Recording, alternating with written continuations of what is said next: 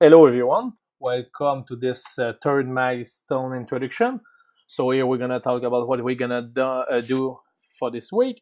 So the feature we're gonna build is gonna be the like photo. It's gonna be pretty simple, but don't worry, we're gonna learn a lot from that. So here, as you can see, this is what we're gonna build.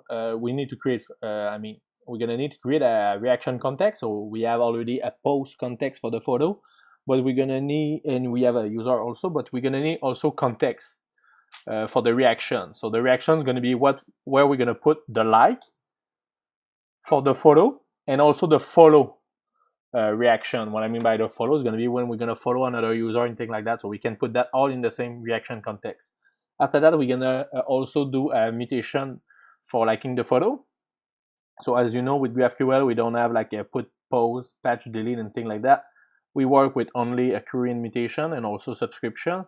But for here, we just need a mutation. It's gonna be for finally doing kind of a post, and it's gonna be about creating a like, finally a like for this photo.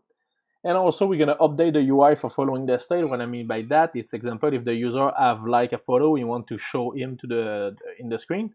So he's gonna have like a pink earth or red earth, thing like that. And when he unlike this photo, he's gonna have an empty earth. And also what we're gonna learn on this one is gonna be about the many-to-many relation.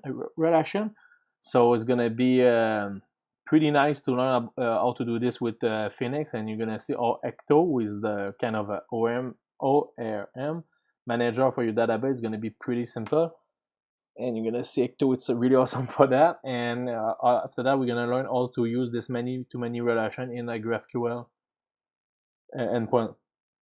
And we're gonna learn also about the optimistic UI with Apollo. If you don't know yet what is optimistic UI, it's a way finally for you to show kind of a real-time update to your user without waiting the request in the server. So what I mean by that, it's example, you ask the server to like the photo, and you want to show the earth change only after the server give you like a true or false boolean if this is like or not.